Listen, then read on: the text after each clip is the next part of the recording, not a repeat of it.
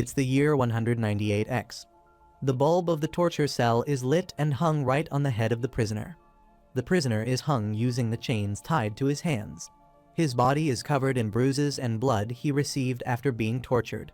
Even his feet are tied so that he cannot resist using them. A fly is sitting on his face, sucking his blood. It is crawling on his face, but he still looks calm despite all the irritation he is facing. The first word that comes out of his mouth after all the interrogation and torturing is food. The head officer is surprised to hear what he just said. One of the torturers says that the South Korean army may serve the spies with food, but they do not. The prisoner says that he will confess everything as they want if they give him some food as he is starving. The head officer asks if he really meant it. He says he will give him some food, but he has to tell about his goals and infiltration route in return. The prisoner agrees and says he was just trying to make a living by joining the army, but this way, he will just die starving. The head officer orders the subordinate to bring some food from the kitchen, but he questions his order, so he gets angry and asks him to shut his mouth. He tells them that they have to hand over this prisoner to their superiors tomorrow, and they will steal their merits if they could not get the information from him. So the prisoner is unhung and is served the food. He is given the spoon and the chopsticks to eat the food, but his hands are still chained. He holds the spoon with his fingers and starts taking the soup. He says that this soup tastes like nothing. Then he picks one of the chopsticks while saying that military food always tastes horrendous. One of the subordinates says that the taste of the food is not important right now. He should just eat and inform them about him. Suddenly, that chopstick spears in the head of the head officer. At first, he himself does not understand what has happened. But then he falls on the table as he is dead now. The soldiers are shocked to see this as they could not notice anything happening. The prisoner tells him that the taste of the food definitely matters. He is holding the second stick in his hand. All of those torturers run towards him to kill him, but he kills them all with that one chopstick. He tells those dead men that he is a senior intelligence sergeant and his name is Du Jangan. And his infiltration route was swimming through the ocean. And his goal was to kill them the same way he just did. Then he sees the fly who was irritating him earlier, so he aims at it with that stick and kills it. After a while, Du Jangan is sitting with Lieutenant Colonel Park in a small restaurant in Seoul City. The lieutenant tells him that there is no one like him in their company. Why does he want to leave? Jangan replies that the military food has lost its taste, but the food here looks delicious. The lieutenant smiles and adds the meat chunks in the bone soup. He gives the rest to Jangan. Jangan picks a chunk with the chopstick and says he does not eat like Park does. He takes some rice without scooping everything at once, then adds it to the soup. This way he can enjoy the food until the end without the leftover rice getting soggy. While he is eating, Park asks him if he is not going to stop because of that operation. Jangan asks what he is asking as he just came back after finishing this time's operation. Park says that Jangan knows exactly which operation he is talking about. Park says that at that time, the plan was to come back alive, and when he came back alone, he did not fail. Jangan says it is not about that operation. After a pause in conversation, he says thank you to Park for taking on him and helping him in making a living. Park says he did everything right, and he hopes that Jangan will be recognized for his abilities even after he leaves. 1 year after at a construction site. Two laborers are commenting on Jangan's work that he is very efficient at carrying heavy loads and digging. It is lunch break time. Jangan is going towards the bank. Here he looks at a girl on the counter who is busy dealing with an old woman. That girl looks towards him and he waves at her with a smiling face. It all began 1 year ago when he started working at a construction company. When he got his first wage, the owner advised him to save some money for the future, as it will help in doing what he really wants. But he did not know what he wanted to do in future at that time. Still, he went to the nearest bank during his lunch break and opened an account there. That day, he saw Siana for the first time and fell in love with her at first sight. And after that, he started going there every single day during lunch break time just to see her. He found out that she belongs to a poor family and started working here right after graduating from high school. He also told her that he was a soldier. She asked him if he did not save any money during his military service. He tells her that he saved money then but gave it to the families of soldiers who died. Now he is working hard again to save more money. Today he is here again to deposit some money into his savings account. She asks him to deposit money once a month, otherwise it's a lot of work for him. He says he is fine this way as he can see her daily by coming here daily, and that's how he found a reason to live well. But still he cannot live well. He is listening to news on TV while lying on the sofa at his home. He thinks about his past that the moment he grew up. He took training for every popular skill and survived missions of high difficulty. Suddenly, someone knocks at his door. He asks who is there. The person asks if this is First Sergeant Du. He opens the door partially and asks who he is. The person introduces him as Jo Taemoon and says they have worked together. Jangin is surprised to see Taemoon well dressed and wearing a costly watch. He asks Taemoon how he found him. Taemoon replies that he searched for him everywhere and eventually found him. He tells Jangin that he has a job request for him. Jangin asks what kind of job it is. He replies that the kind he is best at. Jangin says he does not want to get his hands dirty for money. Taemoon clarifies that he does not want him to kill anyone. He just wants him to teach someone a lesson. Jangin gets serious and asks him to be honest with him about what he exactly wants. Taemoon says he is a successful entrepreneur in the public's eyes, but in reality, he is the boss of a gang, and the person he wants him to take care of is the boss of another gang. Jangin tells him that he did not leave his army job to do something like that. Taemoon asks what he means by something like that. He further asks if he quit his job to live in a place like that while working a construction job. Jangin asks him to be careful about what he says. Taemoon says if he agrees to do this job, he will pay him 50 million won, and with that money he can buy a good house or start a business to make his life better. Jangin thinks that he cannot save that much even in 10 years while working this construction job. Taemoon gives him his card and says he can come visit him here if he changes his mind. Before leaving, he says that it is strange that someone like him tries to avoid the work he is best at. Jangin puts that visiting card on the side table. While lying on the floor, he thinks that he did not come here to live like that. But he can try to do what he had been doing just a bit longer, and he will find out if he really cannot live without doing that thing he is good at. While thinking about this, he falls asleep. The next day at the construction site, there are many racks of cement bags present there. When he reaches there, his boss asks him to carry all these bags up where they are needed. He asks where other workers are. The boss replies that he just called him for today as he saw him the other day carrying loads and he thinks he can do this work without any help. Jangin looks at his smiling face and thinks if this guy is for real. Siana and her colleague are standing outside the bank taking tea.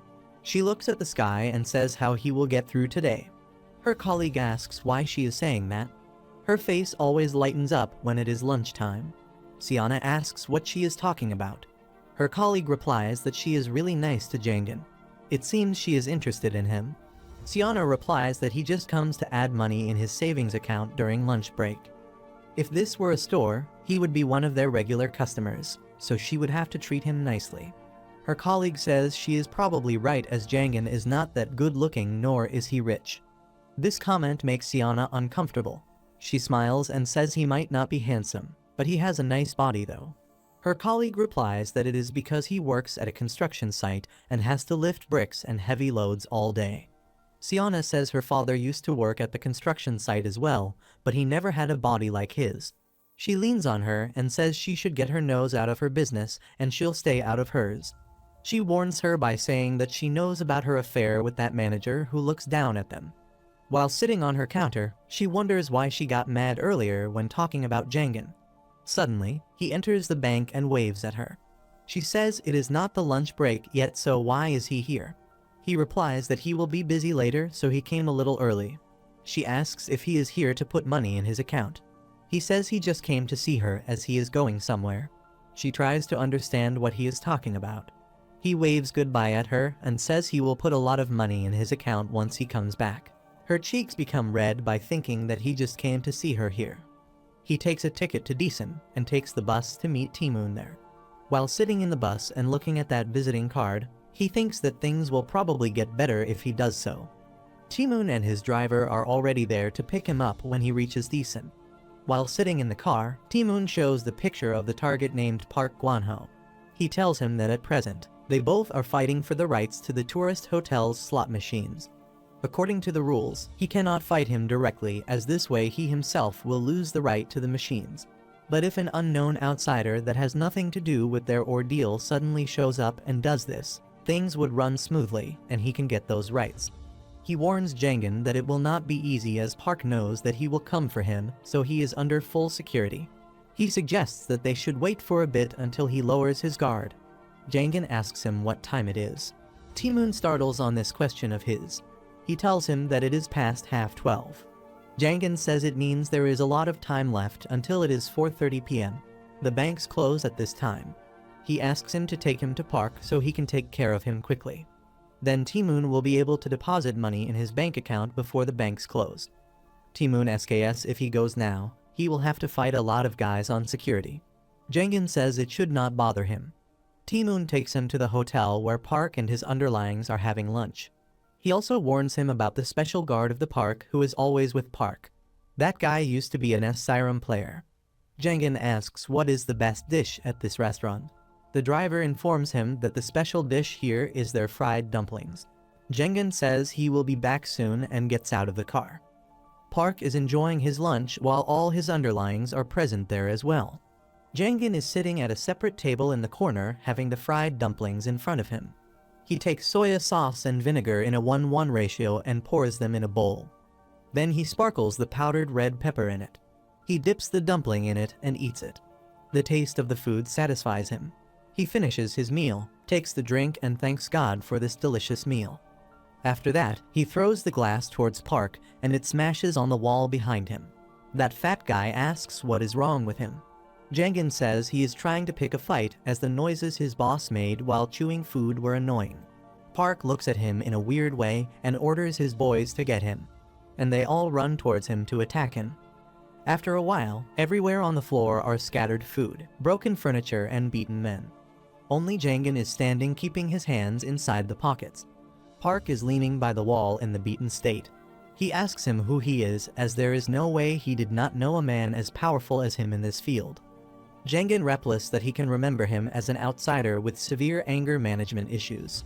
He smirks while his nose is bleeding and asks who sent him. He says he will pay him double the amount if he works with him. Jangan thinks if that guy has enough money to pay him 100 million won. Park gets that he is paid very handsomely. He says that it does not matter because... Jangan asks him because what? Why has he stopped speaking? Suddenly, he realizes that someone is behind him. It is that fat guy holding a stole in his hands and ready to attack him. Jangan defends himself by using his arms when that guy attacks. He feels immense pain, like something inside his body has broken. He is about to hit him again, but Jagnon kicks between his legs quickly. Tears ran down his face because of the pain. He falls on the ground and becomes unconscious. Jangan looks at Park and asks him if it is 4:30 p.m. He looks at his watch and says it is not even 2 p.m. yet. Jangan says it is good and walks away. Jangan and Taemoon come out of the bank after depositing money in Jangan's account. Taemoon says he did not think that they would have made it before the bank closing time. He asks what Jangan is going to do with this money. He replies that he is not sure, but he saw some apartments near the bus terminal this morning, and he may buy one of them. Taemoon says that the neighborhood is not very good. He should look for an apartment somewhere in the middle of Seoul. Jangan says he can try stocks as well as everyone is doing it nowadays. Taemoon asks if he has a stock in his mind.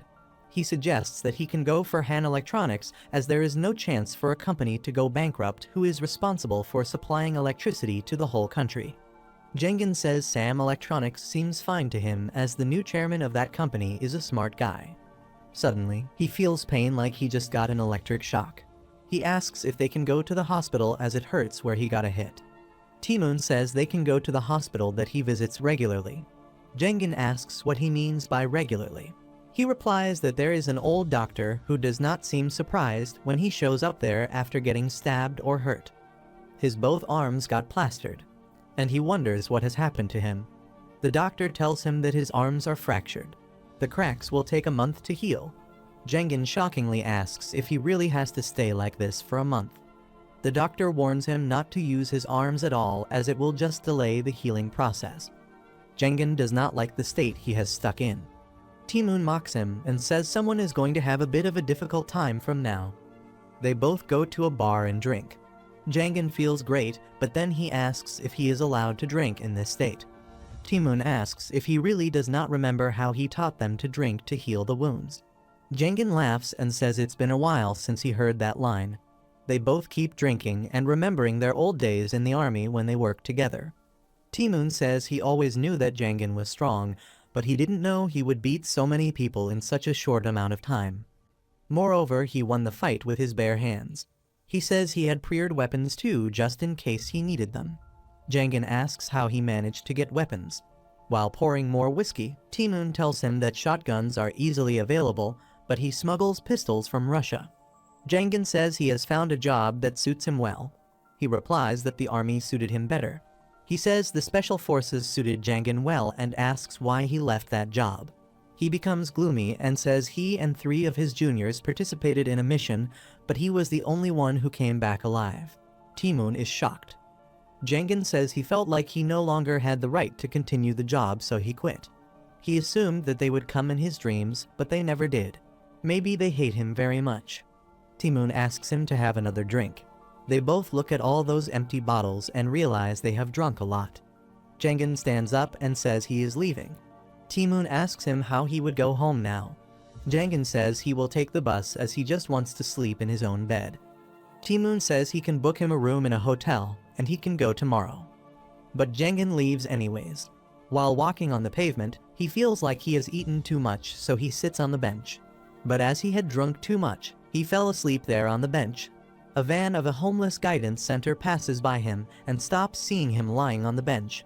Some workers come out and see this drunken man with both arms crippled lying there. They decide to bring him in and give him some guidance, so they take him with them to the Decent Welfare Society. Jangin is seeing a dream. He is in a field, and it is dark everywhere. Someone is calling his name. He turns back sharply as the voice is coming from behind. He sees 2 men in uniforms. Those 2 are wearing the same lockets. He recognizes them as they were his junior fellows on that mission. Suddenly, he sees a gun on the ground near his feet. He picks it up and puts it on his head and says if this is what they want, he will do it. Suddenly, he wakes up from his dream. He sees a guy is clapping near his head to wake him up. Jangin sits, but his arms are still hurting.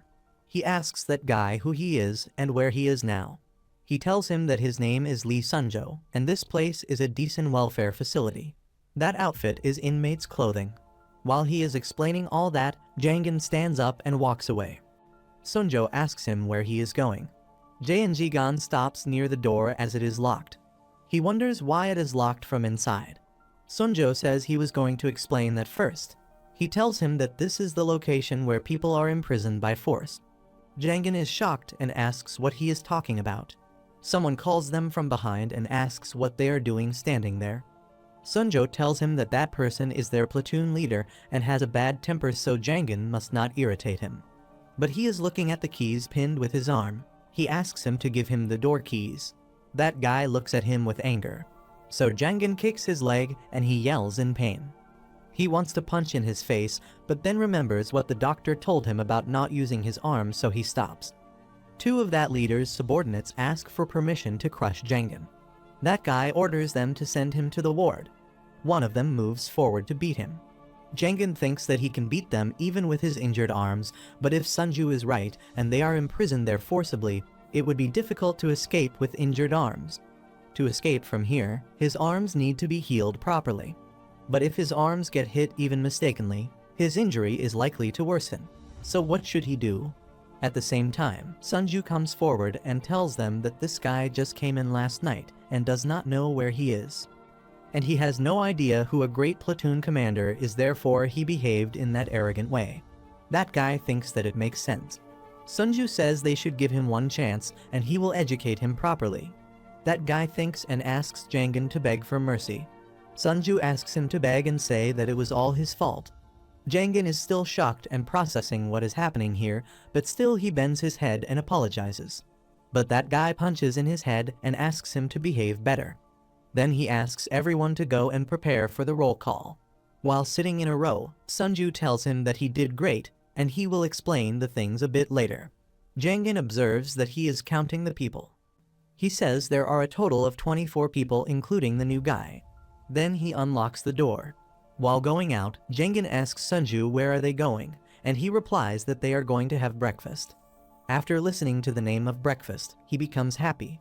He observes the surroundings and thinks that this is not a military base, but it acts like one. It is not even a prison, but it locks people. But the strangest thing is that they call this a breakfast. He wants to stab the person in charge with a chopstick in his forehead, but they only give them a spoon. While eating the food, Sunju tells him that this place is where the homeless people are brought in and guided. Jangin says he is not homeless. Sunju says none of the people there are homeless. This place is actually where anyone is captured and forced to work. The country funds every homeless person here, and to get that money, welfare imprisons people. Jangin is shocked to hear that and asks who in the world does this to humans. Suddenly, two well-suited men enter the room. Sunju tells him that these are the people who do this to humans. These two are the director's sons. The one with the glasses is Park Gwang, and he is the vice president here. The taller one is Park Yom, and he is the general manager. Jangin looks at them and guesses that they are inspecting there.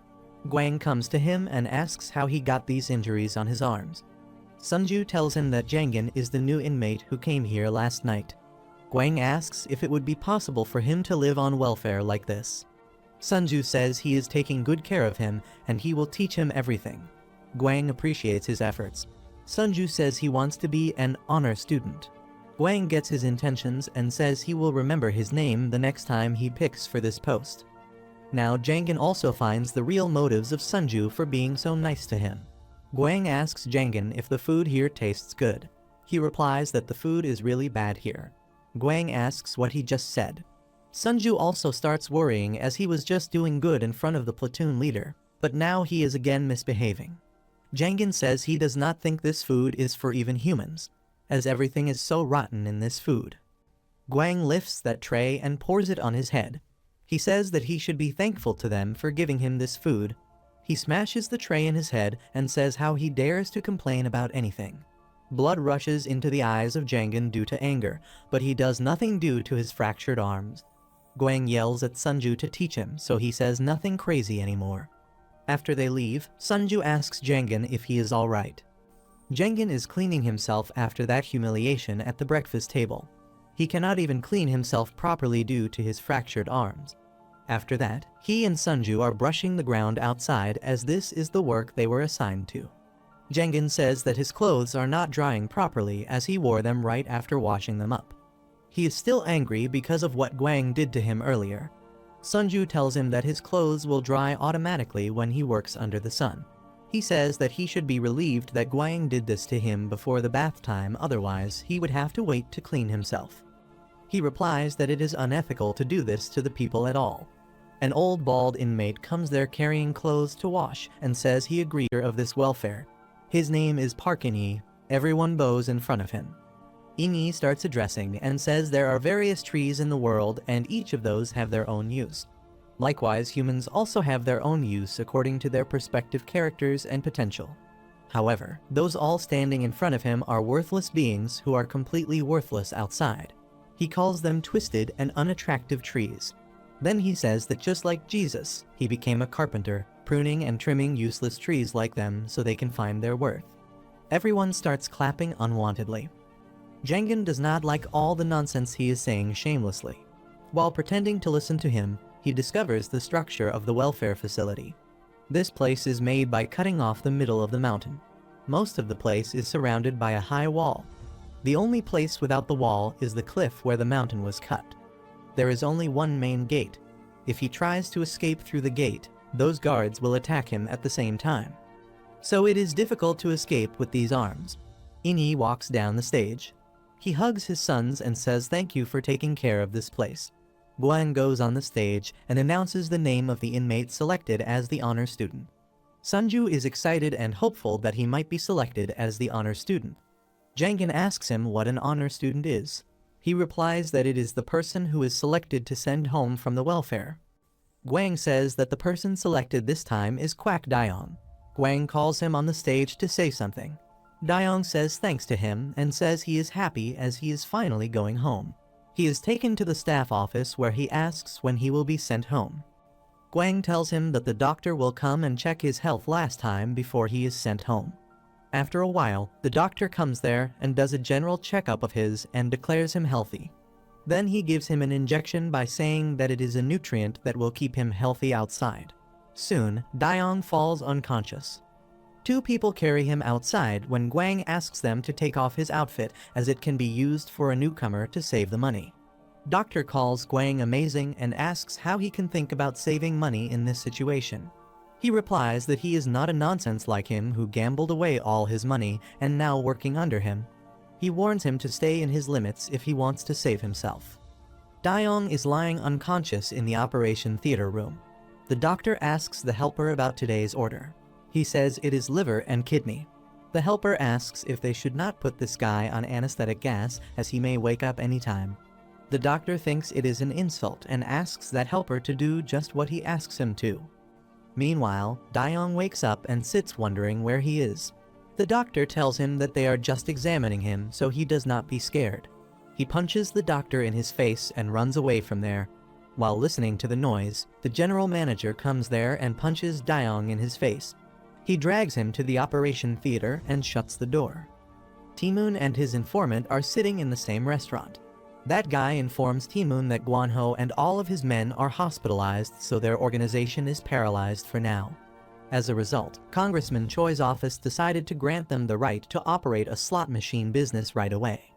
Taemoon puts his bowl down and laughs loudly by saying he is going to have a hangover. The informant tells him that Choi's office somehow already knows everything. It all happened in one day, and he said he would give them the business immediately. Taemoon says Choi is an old clever man and his cleverness and quick decision-making made him a member of the parliament. The informant says that he would like to cut the ribbon to celebrate the opening of the slot machine, if Taemoon has no problem with this. While eating the fried dumplings, Taemoon remembers the moment when Jangin asked about the special food of this restaurant. He smiles and says that these fried dumplings are really good. Then he thinks if Jangin reached home safely as his arms were injured. Meanwhile, Jangin is capping the shower bottles at the welfare. Sunju says he has not told him about his name yet, so he replies that his name is Jangin. Then Sunju asks him about the work he used to do outside. He thinks and answers him that he used to do any work that used physical strength. Sunju asks if he injured his arms at his job place.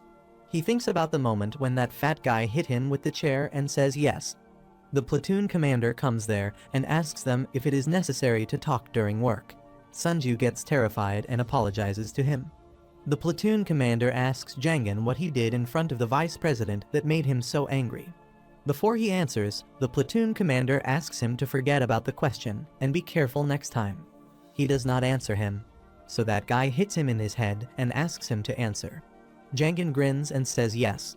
He looks at the keys hanging with his arms and asks Sunju why the barracks door is locked from inside. If they want to lock them up, they should lock them in from outside. Sunju replies that a long time ago, someone came for inspection and said it is a problem to lock from outside, as then it looks like a prison. Since that day, they lock the doors from inside. He further adds that they choose those to be the commander who had no authority outside, so they are obsessed with their new authority and do not consider them a prisoner. Jangin understands the whole situation now. Sunju says that he is feeling jealous as that guy would reach home by now, yet he is stuck here. The doctor hands over the organ box to the general manager. The doctor asks him not to mention the incident that happened earlier to the vice president. That guy looks at him and then kicks him in his gut. He asks him to call the vice president as sir. He tells him that he should accept the mistakes he makes and reflect on them. He throws an envelope of money in front of him and leaves. The doctor forgets about all the pain and guilt when he sees the money and starts thinking about the win in gambling today. The general manager goes to the smugglers and gives them the box. They pay him a handsome amount. He returns to his father's and gives him all the money. Ingi praises him and asks him to rest as it must have been difficult to deliver that box. Then he puts that money in a wallet that is already full with a lot of money and locks it after that. Everyone is sleeping there when they are made to get up early in the morning. While making his bed, Jangin thinks that he has been there for 4 days and has gotten used to this life. His experience of intensive training during his active career helped him adapt to this environment. But one thing that is still ridiculous to him is the food, but he has no other choice until his arms heal. So he makes him believe that he is on an operation to survive here. He wonders that a few days ago, he was scared of nothing and had no worries at all, not even when he was at life-threatening missions. But now, he is worried about one thing. He cannot go see Siana at the lunch break. What if she forgets about him in the meantime? On the other hand, she is also waiting for him and is looking at the door in hope for him to show up. Her colleague asks him to go have lunch as it is lunch break. While standing outside the bank, she questions why he has not shown up for several days. When he left, he said that he would come back with a lot of money. She hopes that he is all well and nothing bad has happened to him. He is thinking that he is being held here by force and both his arms are injured as well. She wonders if he caught any accident. Platoon leader slaps him because he is working too slow. That old man tells him that he will work extra to compensate for this, but do not beat him as he is injured. Platoon commander grabs that old man and yells at him to stop favoring others and reminds him that he has lost his mind. He replies that he has not lost his mind and he is the country's president in reality. Platoon commander punches him in his face and walks away. Jangin sees that old man crying with pain and gets furious. He stands up and calls names in anger. Platoon leader stops walking after listening to him calling names. Everyone in the room gets terrified. Platoon leader turns his face in anger and asks him if he has gone insane. Jangin stays calm and doesn't answer him. The two underlings of the platoon leader look at him with anger. Jangin looks at them and thinks if they interrupted, he would kill them as well. That guy runs towards him to attack him, but Jangin jumps in the air and kicks him in his face. The kick was so hard that the platoon leader fell on the ground and became unconscious. Those two run towards him to beat him.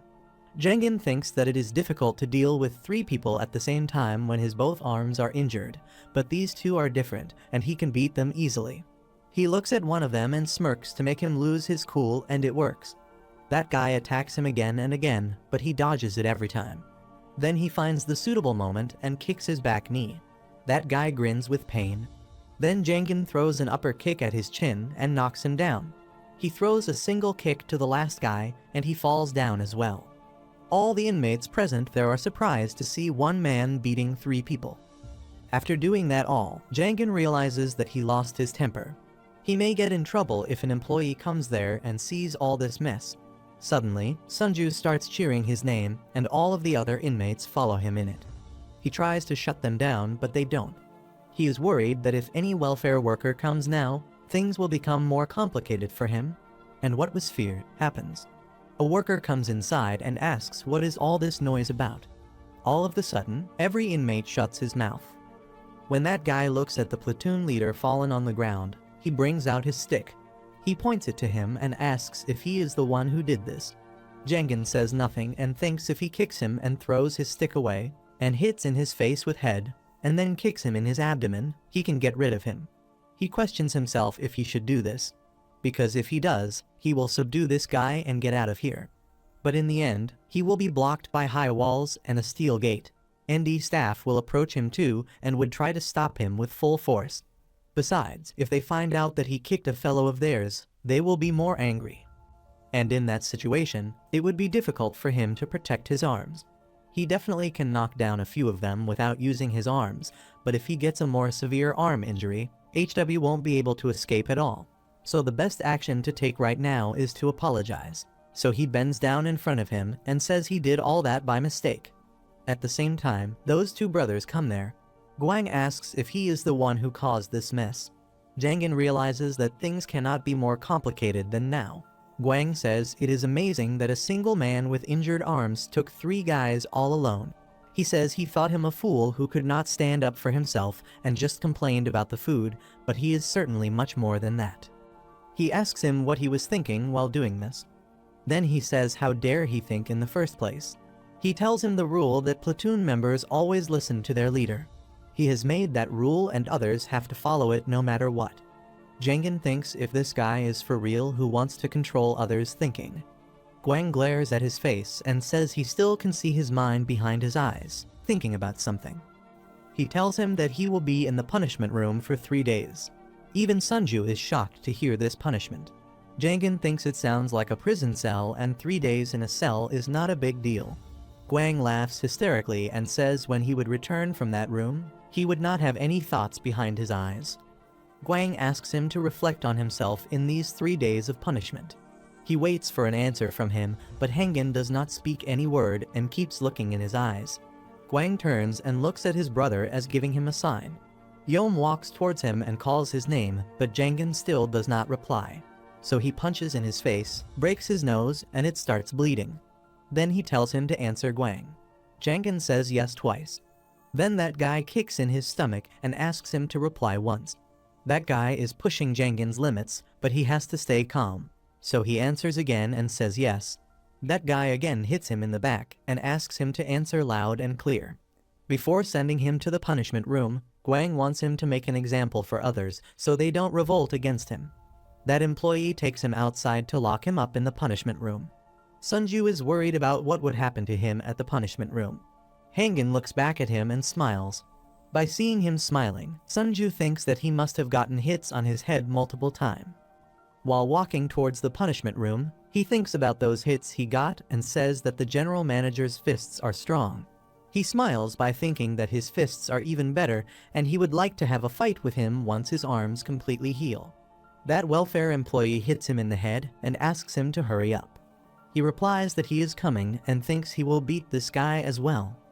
Yom slaps at the face of the platoon leader who was lying there unconscious. After getting that hit, he opens his eyes and sits while screaming, but seeing Yom in front of him shuts his mouth automatically. Yom asks him to come with him and tells other workers to go back to work as their break time is over. They take him outside.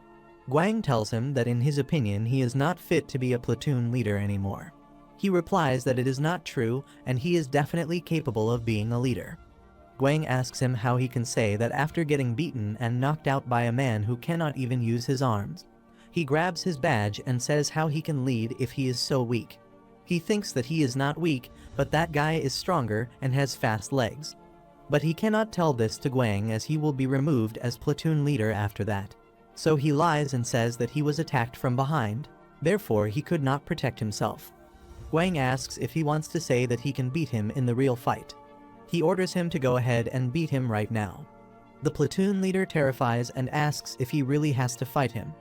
Gwang asks him how he can lead a platoon after being knocked out in front of his people. He tells him that he has sent Jangan to the punishment cell for 3 days. Even he gets shocked to hear about the 3 days punishment there. Gwang says that the fight between them will take place after he comes out of the punishment room after losing his mind. Now the platoon leader understands that Jangan is purposefully sent there as he would be mentally and physically weak after coming out, and he can defeat him easily. Gwang pats at his shoulder and asks if he can do this now.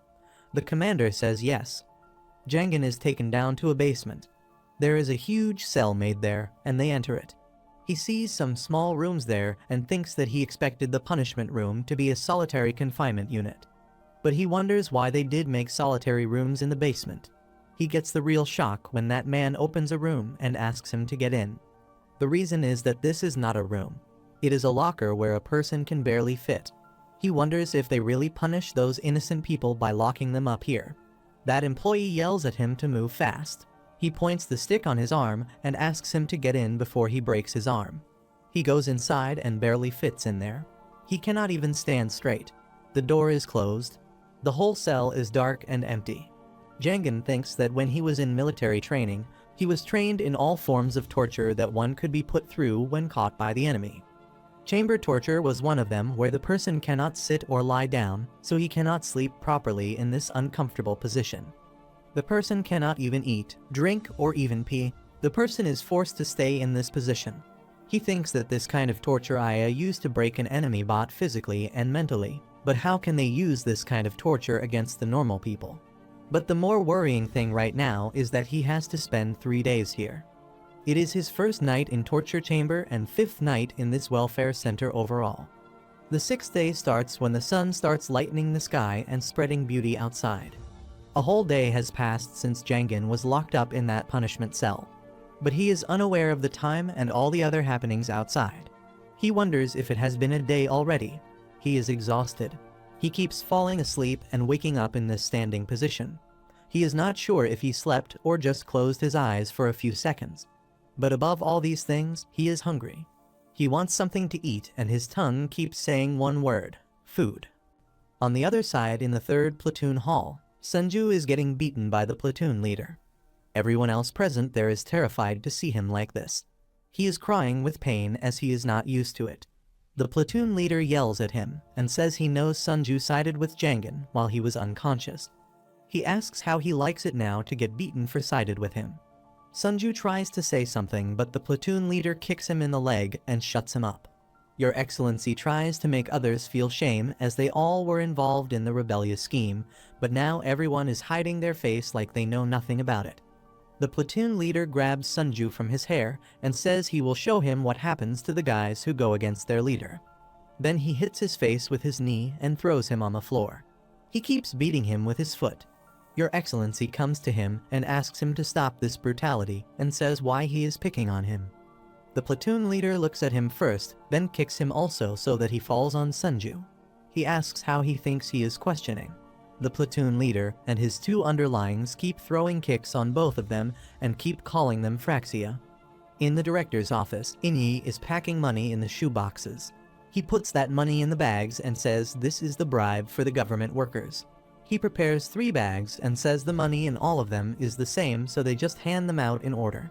Guang asks Yom to come with him this time and he agrees. Guang looks at a big box full of money that is kept separated on the floor and asks what about this one? His father tells him to leave this one here as it is for someone else. Yom asks why there is so much money in this box. Inyi tells him that the person who will receive this box is not simply a government employee. He is a very important key to this country's management. Guang and Yom leave for those government employees to hand them with that money of bribe. Yom asks Guang how these people are helping them in their business and getting this reward in return. Guang replies that they help them in various ways. He gives the example of Decent City Hall's welfare department worker. He helps them get government funds. Guang gives him that gift bag, and he replies he feels obligated to do more for themselves. Guang tells him that he does not need to do anything else. He should just keep working hard as usual. Then he goes to the seaside of the city and meets the Decent Police Station's chief there. After seeing the shoebox, that guy says these shoes seem nice and heavy. Guang bends his head in respect and says that the chief has to run around the country for the citizens. He should keep doing what he does and run around in these shoes. He meets the last person on an empty road and gives him his present. This person is Decent District's prosecutor. He holds the bag in a way like guessing the amount by weight. He replies to him in a coded way and says that he likes apples though, but pears can do this time. Guang assures him that he will bring apples once they are in season. As that prosecutor leaves, Guang murmurs that he does not need to be picky about it and take what they are giving him. He tells Yom that these people suppress any attempt by a whistleblower to expose the truth about their welfare center to the public. Then he gives him some money. Yom is surprised and asks if he took some of the bribe money. Guang replies that how they can bribe someone if they do not get anything in return for the trouble they face. He tells him that he also took some of the bribe last time and nobody noticed. That's why he brought him here with him, as brothers should share the good things. Yom thanks him for looking after him. After sitting in the car, Guang says they should go to eat something good as they have done a good job. They order some cooked meat at the restaurant. Guang makes a bit by putting a piece of meat and some herbs on a lettuce leaf and feeds Yom with his own hands. He watches him chew the food and says he eats so well. They enjoy these little treats. Guang stops eating when Yom calls him and asks if he is serious about forcing the platoon leader and Jangan to fight when he is out. Guang replies why he is asking that. He asks Yom if he is thinking that a guy who has been in the punishment room for 3 days has a chance of winning. Yom replies that he knows there is no chance of winning for a normal person in this situation, but that guy took down 3 guys with both of his arms broken. Yom says he thinks maybe. Guang interrupts him here and says it is about that maybe. He asks Yom if he thinks Jangan will be useful to them if he is really that strong. Yom asks whether being useful or not is another matter, but how Guang is going to get him to listen to him when he can beat up a platoon leader. Guang says it is almost impossible for now, but if he breaks him this time due to the punishment room, he can make him follow every single one of his orders. It has been 2 days since he was locked in the punishment room. Jangin could not sleep for 2 days straight. His face looks like a lost soldier having sadness of 100 years on it. He is starving and his mouth is saying words of all the foods he can think about right now. He is actually giving his mind and his body a reason to keep living and not to give up. Right then, he thinks of another reason that he should keep fighting for. It is Miss Siana. A bright and smiling face of hers comes in front of his eyes, and he remembers that he still has to take her out for a meal. He picturizes the scene in his mind when he will ask her to have dinner with him, and she will happily accept his proposal. And when she asks what they should eat, he will answer that it does not matter as long as he is eating with her. He is speaking these words while trying hard to keep himself alive. Another night comes in this hell, and finally his 3rd day ends in this punishment room. The next day, as the locker is opened, he thuds on the ground as he does not have power to control his body. He hardly lifts his neck and looks upward. Guang looks at him and smirks while saying these are the defeated eyes he wanted to see. Guang orders them to move Jangin from here. Jangin is lying on the floor and is unable to move due to the lack of energy. Sunju and His Excellency are standing near the bars. They come there and help him stand by providing him support. Sunju looks at him and says he is not looking good at all and they should move him out fast. They are aiding him in walking, and they all follow Guang while passing through the empty ground. Jangin looks at Sunju's face and asks him if he is alright and what happened to his face. Sunju tells him that he was beaten by the platoon leader for siding with him that day, and they also did beat His Excellency for raising his voice for Sunju. But His Excellency smiles and says he is alright when Jangin looks towards him. He feels pity for him. He asks Sunju where are they going as he is starving and wants to eat something. Sunju says they are not going to get anything to eat for now. All the inmates are gathered in the ground and look terrified. The platoon leader looks cool and is ready to fight. Jangin is also brought here. He looks miserable as he is barely standing. He gets that they are trying to make him fight with the patio commander as soon as he gets out of the punishment room. The platoon leader remembers what Guang told him that day. He has to save some face as he would not be able to lead after being knocked out in front of people. He thinks that this fight is already won by him. All he has to do is beat Jangin while acting as if nothing is wrong. Guang laughs and says this is just like watching a gladiator duel. But Yom does not laugh at his joke. He looks at Jangin and says the state he is in makes this more of an execution than a duel, but still it will be fun to watch. Guang orders to commence the fight. Both of them are brought in front of each other. The referee tells them to begin when he gives them a signal. Jangin thinks that he wanted to have some rest for a while. The platoon leader looks at his friends as they are trying to tell him something. The referee gives the green signal to start the fight. The platoon leader screams the way like trying to intimidate Jangin. He recalls yesterday's meeting with his friends. He told them that he was really going to fight Jangin as soon as he came out. He was still worried as they all knew how powerful Jangin was and how he did beat them all just with his legs. He said that Jangin definitely would be in the best state after coming out, but he still wanted to ensure his victory in the fight. His friend told him that there was a way. He said that Jangin's arms were injured, so he should kick his arms as the fight started. It would hurt him like hell, and he would not be able to fight back. The platoon leader said that it's a cheap trick, but that it could undoubtedly bring him victory. As the fight starts, the platoon leader runs towards him screaming with full power, while Jangin does not move from his place thinking it will only end if gets beaten. He just wants him to hit him and get it over with as he has no will left to fight. But suddenly, he remembers about his injured arms and that he cannot let him hit them. So when the platoon leader throws a kick targeting his arms, he bends backward to dodge it. The platoon leader did not expect that and was shocked. Jangin turns back to attack and throws a back kick in his stomach. The platoon leader screams with pain and his face becomes red. Yom is surprised to see that move of his and wonders if he trained in martial arts. Guang forgets to close his mouth and the laugh that was there a while ago dies. Water is streaming down from the platoon leader's eyes and mouth. He is thinking if Jangin really just came out of the punishment room.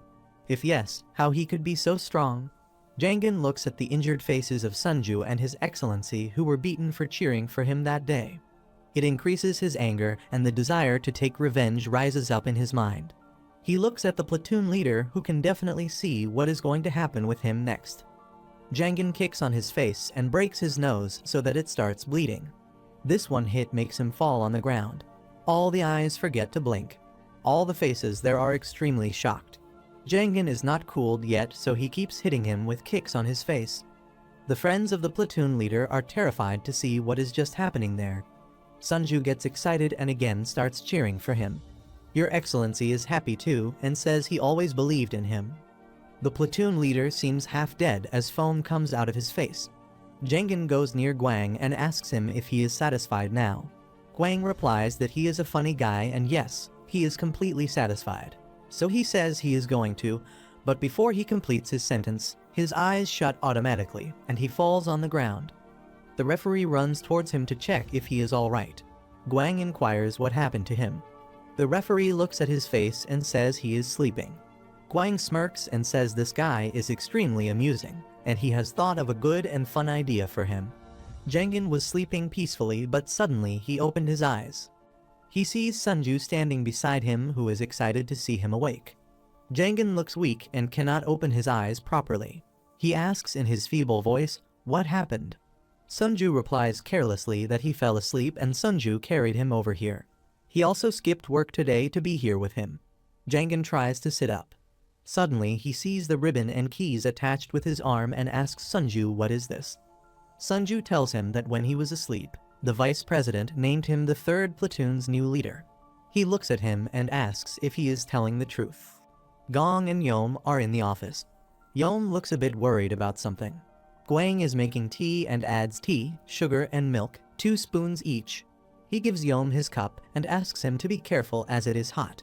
While taking a sip of tea, Yom asks him what he was thinking back then. Guang says what he wants to ask. If he doesn't like the taste of tea, as it tastes fine to him, Yom replies that he is talking about that. He is actually asking why he made Jangin the platoon leader. Guang replies that the first and the most important reason is, the previous leader was weaker than he anticipated, and Jangin is stronger than he thought, so he will be of use when they need it. Yom says that in his opinion, Jangin is not just a regular guy who knows how to fight. He thinks about his fighting style and says that he is definitely a trained fighter. Guang asks him what he wants to say here. Yom replies that if Jangin's arms get fully healed, they might not be able to control him anymore. Guang says if he does not know. Yom asks, know what? Guang tells him that only one of their employees is required to command a platoon. Does he not find it weird? He asks him to picture that if 20 of 30 inmates attack that one employee all at once, that would take no effort to overpower him. If they think about it according to physical aspects, it makes sense. But not a single inmate goes out of the line and attacks that one employee. Why do they hesitate to do so if they are able to do it physically? Yom says there are 2 possible reasons according to him. First, they are ratting each other out. Second, they think that other employees can quickly provide backup. Even if they try, they know that they'll most likely only get as far as the barricades and walls. Then they will be beaten and put in the punishment room. Guang says that is not the exact reason for those inmates not to rebel against them. The actual reason is the fear and the feeling of helplessness that controls them and keeps them in the line. He gives him an example that in Southeast Asia, when they train the elephants, they tie the baby elephant and beat them with iron hooks to make them fear humans. Then, even when the elephant grows up and has the ability to stomp a person to death, it cannot do it because it is afraid of humans. Jangin is like that baby elephant. They just have to train him in the same manner as they train others. Yom asks if it is really necessary to make him the platoon leader. Guang says yes, it is necessary as this position will make him loosen up and relax. And as the time will pass, he will accept this place as his home just like the others do. Jangin is lying on his bed while those 2 guys sit on the floor near him. They ask him to forgive them for what they did in the past to him. Jangin was told that the previous platoon leader was sent to the ward after the fight. Now his followers are pleading for their lives on their knees. He tells them that they are asking him for forgiveness, but he cannot forgive themselves. Their faces become gloomy and they ask why. He tells them that he cannot forgive them as he does not have anything to forgive. He has not been there for long and has no grudges against those 2. They become a bit relaxed after listening to this. Jangin asks them to look behind and tells them that they should ask for forgiveness from their inmates who really look in a mood to take revenge. Jangin yawns and says they should talk it out amongst themselves. He is going to sleep again. Those two keep saying please to save them, but he turns his face and sleeps. After he wakes up, he thinks if just lying down like that ever made him this happy. Then he looks at the keys and armband and wonders why they gave him these things. He remembers that they were just about to make an example out of him when he came out of the punishment room. They were hoping to save some of that platoon leader's face from his last defeat. But then their plan got ruined by him when he knocked that guy down. And they probably sent him to the ward because he was no longer useful after losing to him twice. He says he can understand their plan till this part, but what can be the possible reason behind making him the platoon leader? Do they think that giving him this position will get him addicted to the taste of power like that guy was? And this way they can make him listen to them. He smirks and says how adorable this is. Who they think he is? He says either they have not met anyone smarter than them because their environment is stupid, or they do not know that other people are not selfish like them. He decides that for now, he will do what they want him to as this is the best course right now. At the decent hotel, it is the opening day of the casino and dining lounge. All the decorations are made accordingly. Taemoon and Choi are ready to cut the ribbon.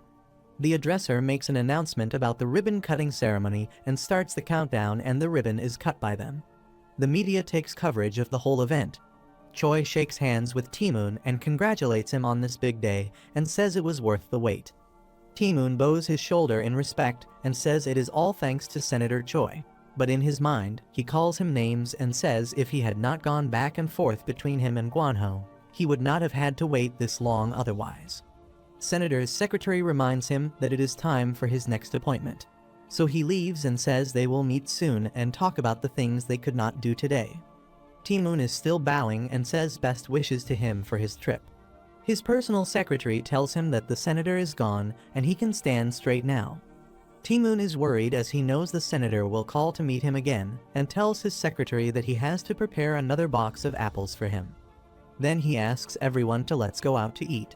One of them asks where they should go to eat.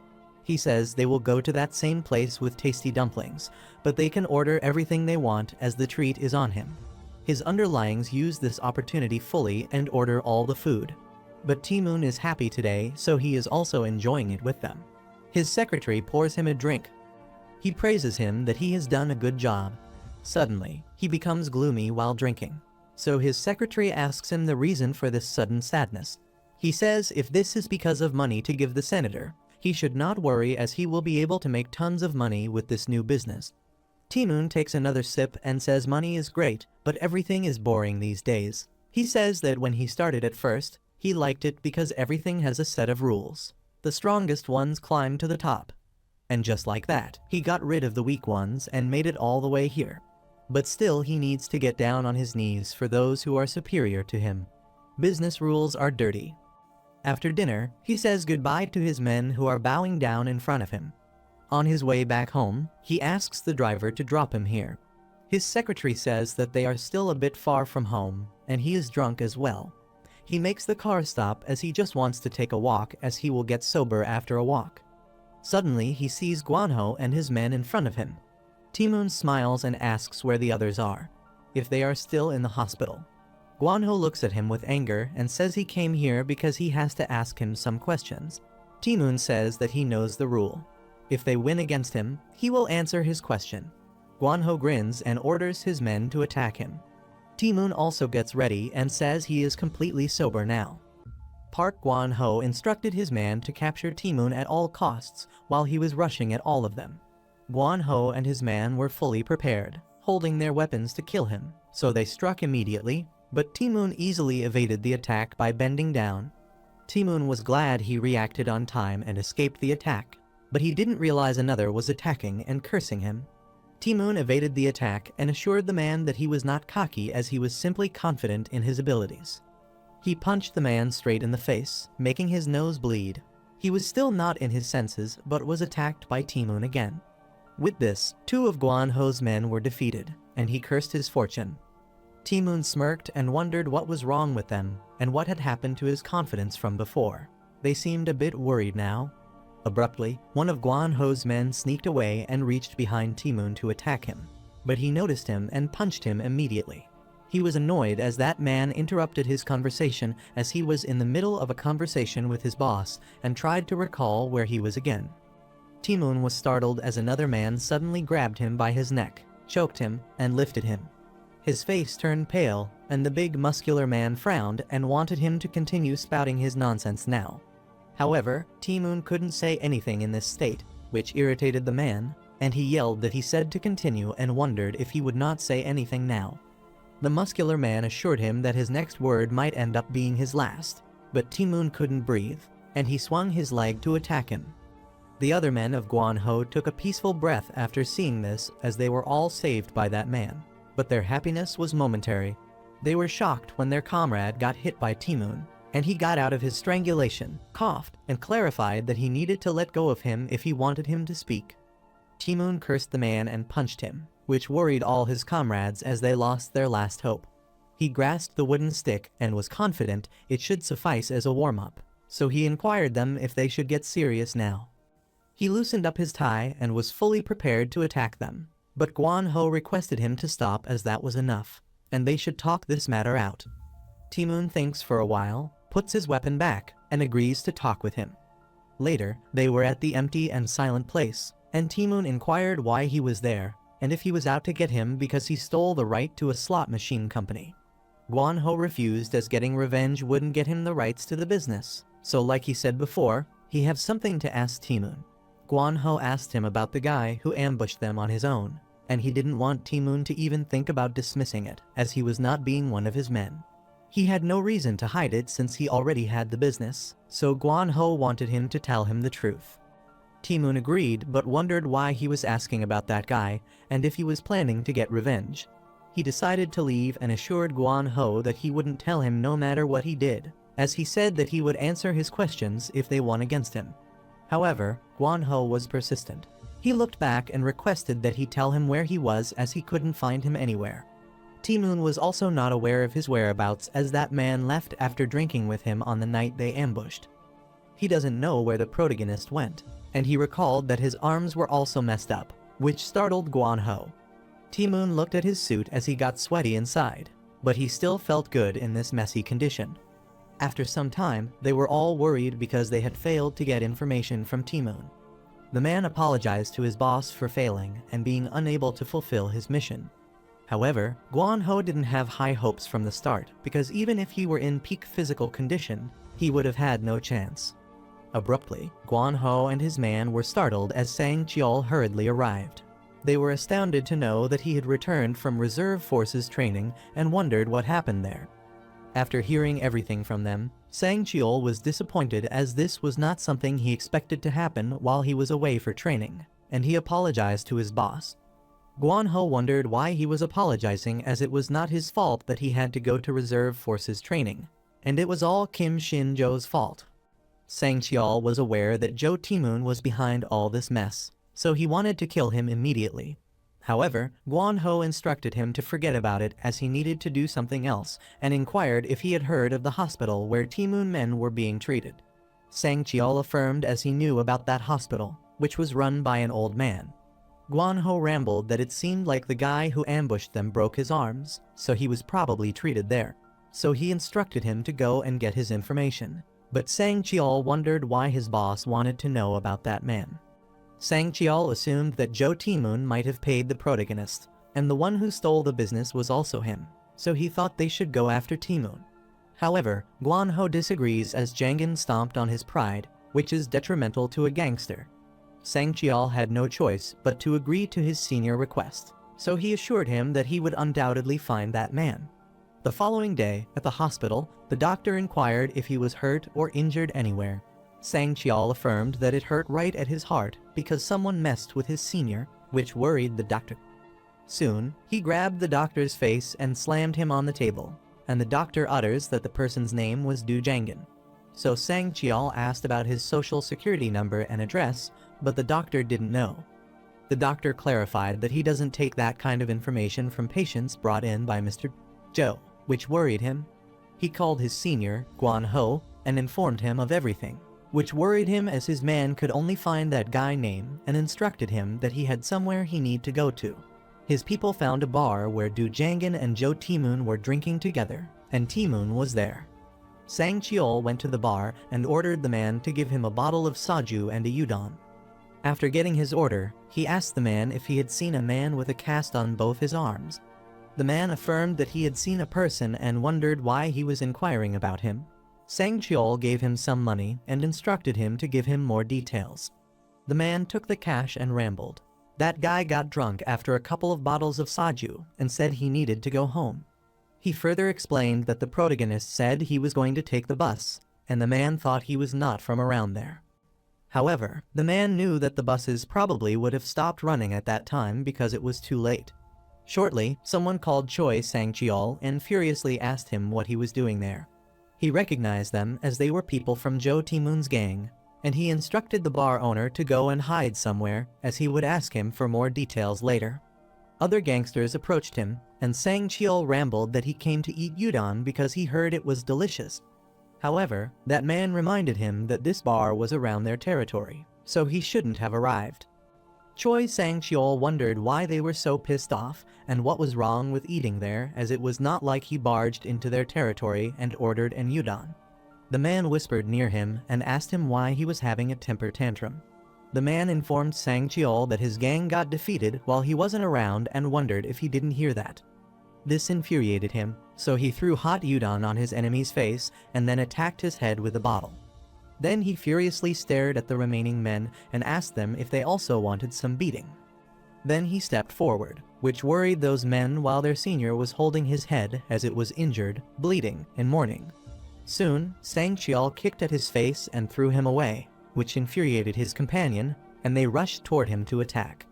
However, before he could land a single punch, he got attacked instead, and his companion grabbed them both, instructed them to get their act together, and left. After they left, Choi Sang-cheol instructed the bar owner to let's keep talking about what they were conversing about before, and the owner wondered if they should genuinely continue. The owner rambled that Jangan probably went out drunk, saying he had taken the bus after the buses stopped. So, he probably slept on the streets since he wouldn't have been able to get on a bus. That all made sense to Sang-cheol, and he was certain that the very next morning, he would most likely take the bus. This worried him because Jangan had left this place long ago, which would complicate things. However, the bar owner refused, as there was a good chance he might still be in Decent. This startled Sang-cheol, who wondered how he could be so sure. The man explained that currently, the Decent Welfare Center takes homeless people and people who are just on the streets at night. Sang-cheol was startled to learn about the Decent Welfare Center, and the bar owner explained that from what he had heard, the person could be taken away just by walking alone at night. So, he thought it would be wise to check out those welfare centers before searching other places. At the same time, everyone is having lunch at the Decent Welfare Center, and the protagonist is trying to eat but is indulging in his thoughts. Lee Sun-jo was sitting beside him and wondered what was wrong with him and asked if something was going on in his mind. Jangan explained that he wondered if eating only this garbage would allow his arms to heal appropriately. The other man suggested he should get some herbal medicine for him. This startled the protagonist, and he wondered if they had herbal medicine in the welfare center. The first person was glad and remarked that he would be so thankful if he could get them for his senior. He whispered in Jangan's ear that he should go along with it as he knew how that old man was, and the protagonist affirmed.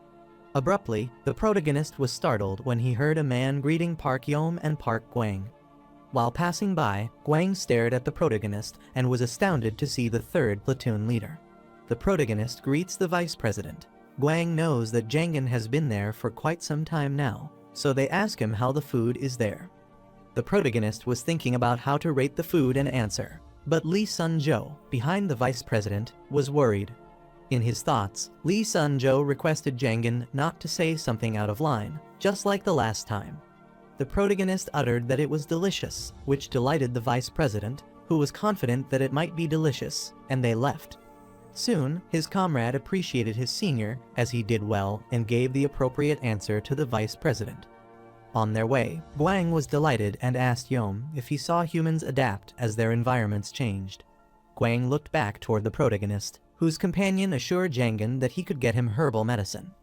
Lee Sun-jo affirmed and agreed with his comrade and requested Jangan finish eating first because food is the best medicine of them all. Yom then stared at Gwang, who was delighted to have that fool do Jangan in the palm of his hand in no time.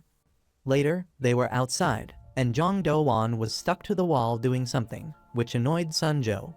Lee Sun-jo sighed and reminded him that he said he would get them the herbal medicine.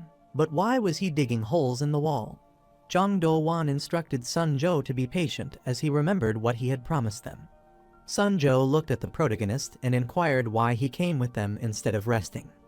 The protagonist reminded Sun-jo that he had said to go along with it and that there was nothing to do for the remainder of lunchtime, so he thought he should tag along. When the protagonist is in the military, his friends, and he also wastes time on pointless activities. He believed that the time they wasted doing useless stuff was moments when they could feel like average human beings.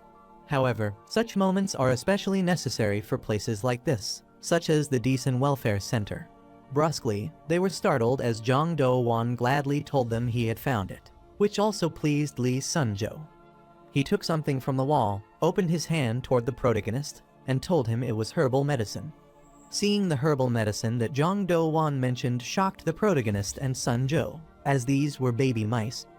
The protagonist asks the man if these are the herbal medicines he is talking about. The man explained that these mice were born to a diseased mother, but eating them was not a concern since they were still young. The meat and bones of these mice are soft, so Jangan could eat them whole, which startled him.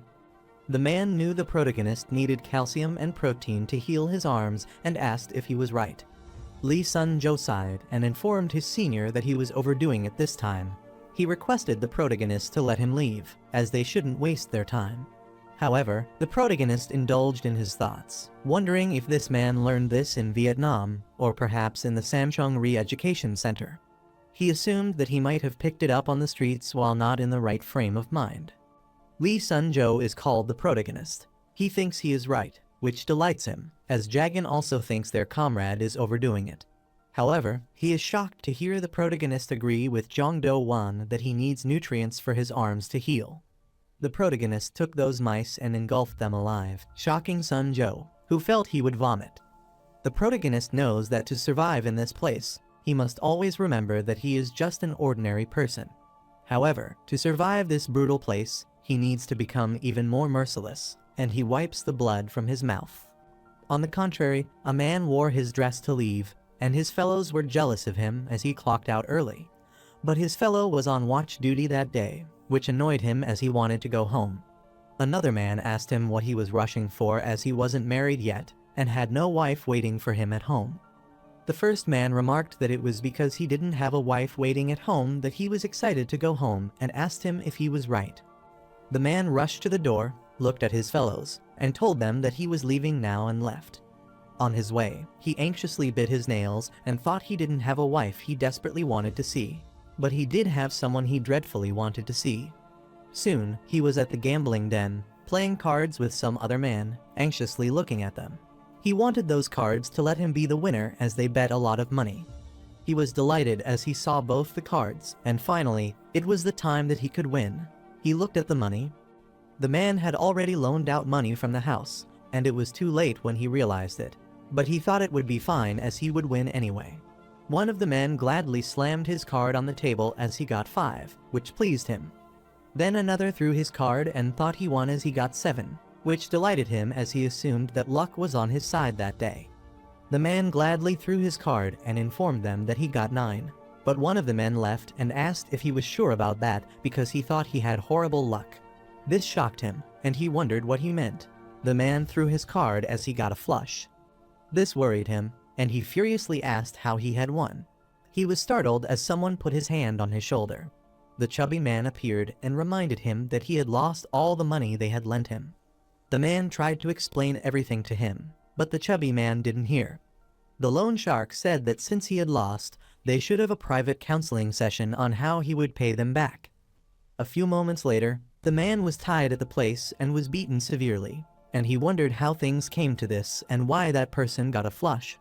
He was startled as he heard someone's voice and looked at the door and saw Sang-cheol. Sang-cheol utters that he shouldn't be thinking about why that person got a royal flush. But instead, he should be reflecting on himself as to why he gambled. The man wondered how he was, but Sang Cheol told him there was no need to know who he was.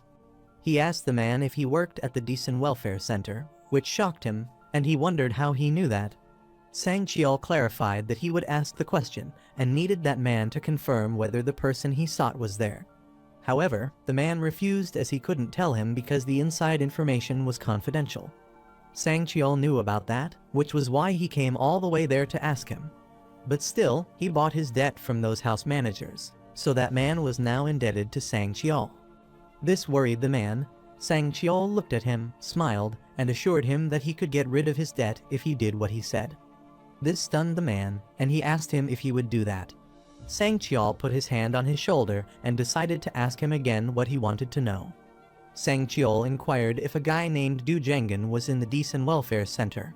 His arms are injured, so it should be easy to tell him apart from everyone else. Hearing the protagonist's name shocked the man as he recalled him clearly and affirmed that he was there. This delighted Sang Cheol, who finally found him and asked the man if he could bring Jangan to him because he needed to settle something with him. Choi Sang Cheol wanted to see him to kill him, but the man refused. The man clarified that it was impossible because that was completely out of his hands, especially if it was smuggling an inmate out of the facility. Sang Cheol looked at him and asked him if it was possible for him to enter the center. This shocked the man as it seemed like he didn't know what kind of place the welfare center was. That place was worse than any prison out there, and once he entered, it was nearly impossible to get out of there. However, Sang Cheol gets close to him and thinks it means he must help him. The man sighed as it was hard to do so because of the tight security, but there was one way to do it. The welfare center regularly goes on patrol at night on a schedule, and that was when they snatch up homeless people, drunkards, and more on the streets of Decent. So, if Sang Cheol could pretend to be homeless on the date he told him, he could get into the center without suspicion. Since he planned to enter, the man asked him if he could get rid of his debt. Later, they met on their decided day and time, and the man handed him the uniform to change into, and after changing his suit, they left.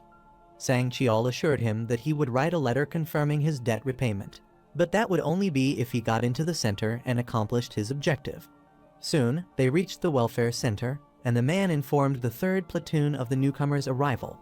Lee Sun-jo sighed as he looked at him and wondered how that man ended up coming there. The protagonist introduced himself as Du Jangan, the 3rd platoon leader, and wanted to get along with him. Sang Cheol stared at Du Jangan and was undoubted that he was the guy he was searching for because his arms were both in cast. He bowed before him, introduced himself as Choi Sang Cheol, and wanted the platoon leader to drop honorifics with him, which startled Jangan as the newcomer wanted to talk formally from the beginning and found it strange. Sang Cheol rambled, saying he didn't know what he was supposed to do because he was dragged there out of nowhere. However, he knows that in the land of Joseon, he must bow down to those in a higher position than him. This surprised the protagonist, who instructed Sun-jo to settle him into one of the empty beds. Lee Sun-jo affirmed, turned, and instructed Sang Cheol to follow him as he would lead him to his bed.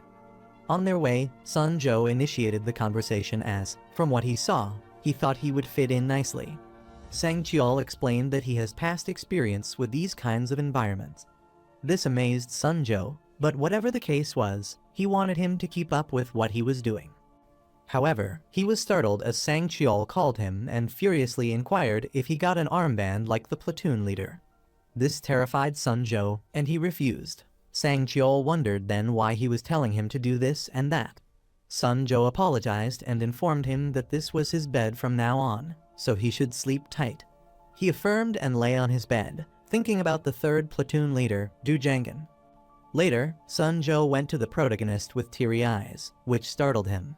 He wondered what was wrong with him and why he was crying. Sun-jo refused and said he was not crying. He explained that his eyes were teary because he yawned and was sleepy. Meanwhile, Sang Cheol found it unbelievable that Jangan was kidnapped and placed in this situation. However, he had an armband on and settled in as some leader, but this was even better for him as he would pretend and go along with this roleplay thing.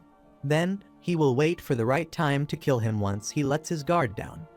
The next morning, Sang Cheol was in a deep sleep when someone called him to wake him, which started him.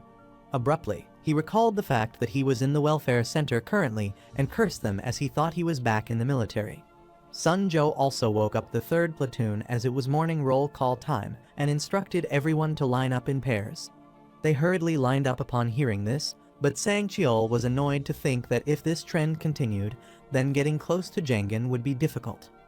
However, he assumed it would be fine as he would wait for his chance while enjoying the next few days of his stay there. He stared at the protagonist, rubbing his head. He furiously clenched his hand as he wanted to cut his time on this planet short when the time came. However, other situations started annoying Choi Sang-cheol as he got his breakfast and wondered what that was. The breakfast served at the Decent Welfare Center was worse than the food they served in the army. He annoyingly lifted a spoon of his food, furiously stared at the protagonist, and cursed, as this was all because of him. The protagonist made a bizarre face while eating the food, as he didn't like it, so Sang-cheol comprehended that he had yet to get used to the food there. Later, they all started working. Sang-cheol lifted the hammer and wondered what kind of welfare center made them work. He looked at another man who was annoyed because this job of breaking rocks was physically demanding, so they went around by platoon. The man firmly struck the hammer on the rock and told Sang-cheol, a newcomer, that he had just come when it was their platoon's turn. Sang-cheol looked at the hammer and wondered if that was all he had to do. He struck the hammer on the rock and broke it. He inquired the man next to him what he had done for work before coming to the welfare center. Jong Do-won looked at him and rambled that he was the president, which shocked Sang-cheol and made him wonder what he meant. The man explained that he was the president of this country, which annoyed Sang-cheol and made him wonder what he was doing by talking to an insane person.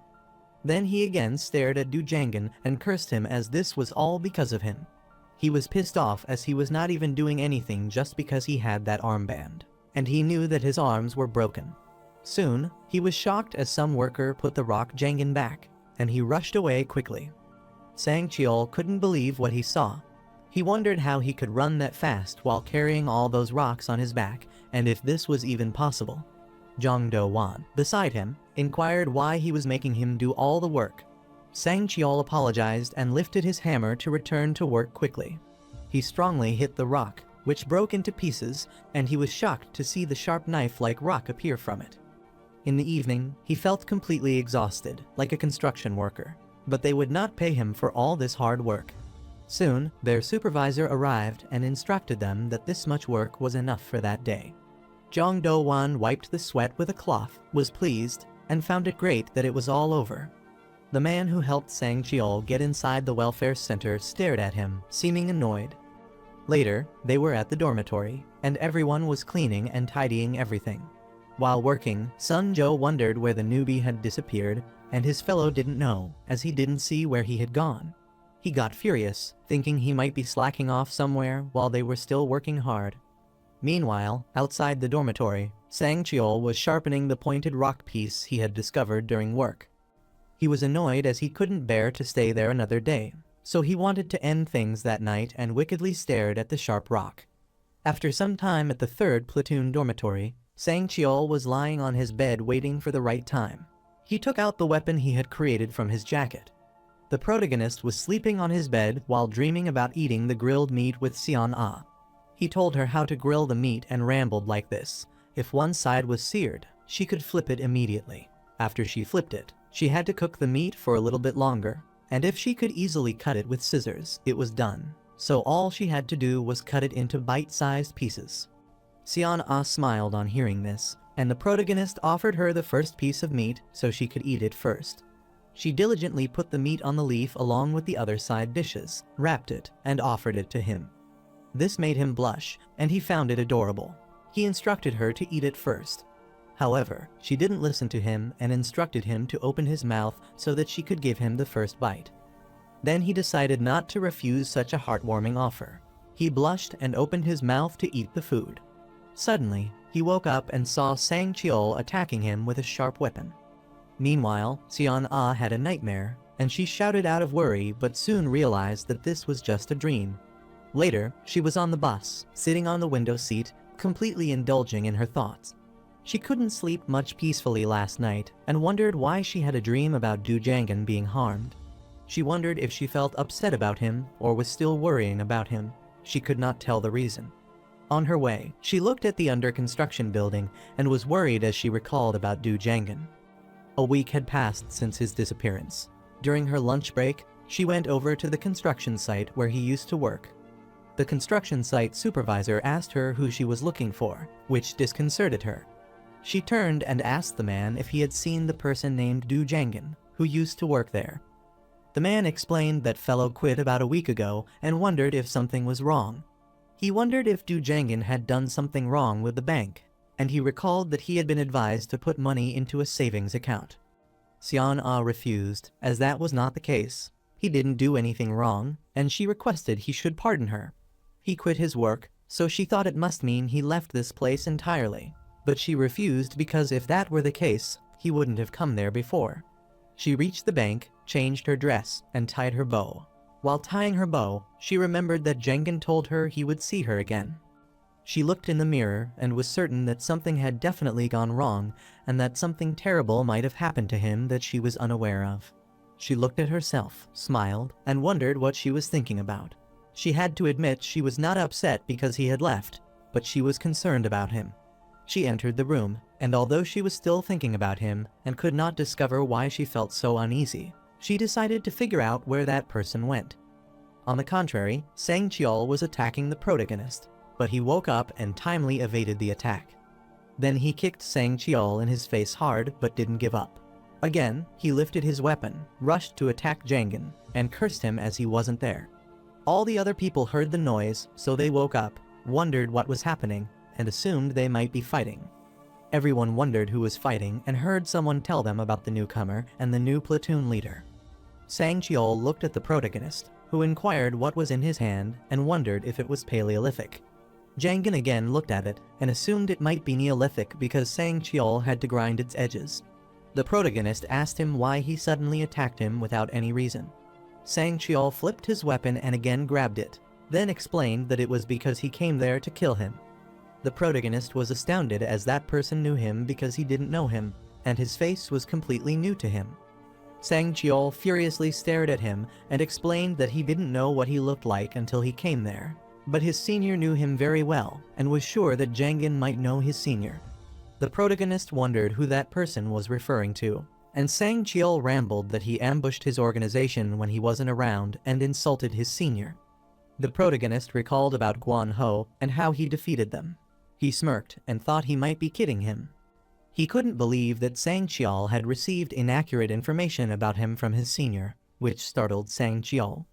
The protagonist smiled wickedly and asked him if Guan Ho hadn't said anything about him ambushing his entire organization alone, so he wondered what he could do all alone to him. This infuriated Sang Cheol as he insulted him, and he immediately rushed to attack him. The protagonist evades his attack and is amazed that he has fallen to his provocation, which makes his job easier. Because if the person gets emotional, he makes big moves and leaves out an opportunity for him. The protagonist evaded all his attacks, waiting for the right time. Then, he attacked his arm, holding the sharp stone, threw it away, and broke it. Sang Cheol cursed him, but then he looked at him because both of Jangan's arms were currently useless, so that he could win against him. The protagonist predicted his thoughts and rambled that he might think he has a chance because his arms are in this state. However, he wanted to teach Sang Cheol a valuable lesson.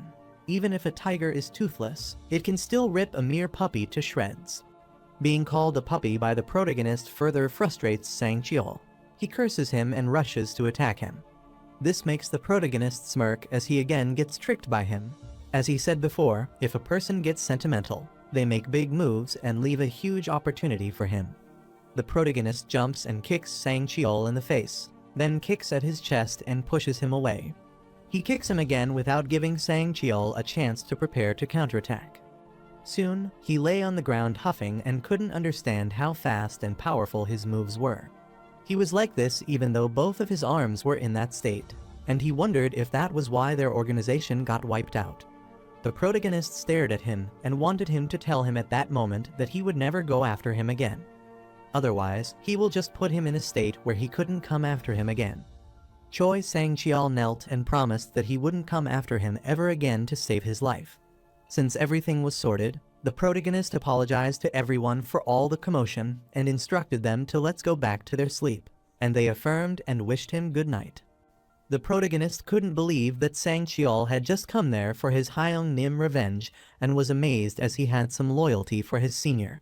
Sang Cheol wanted to be honest with him and rambled that he didn't know this place would be like this. The protagonist knew this place was unimaginably horrible and asked Sang Cheol what he would do now. Sang Cheol passed him and rambled that there was no reason for him to be there now, so he would leave in the morning. This shocked the protagonist as he didn't know that he could leave this place, and he didn't think that Sang Cheol knew what kind of place this hellhole was.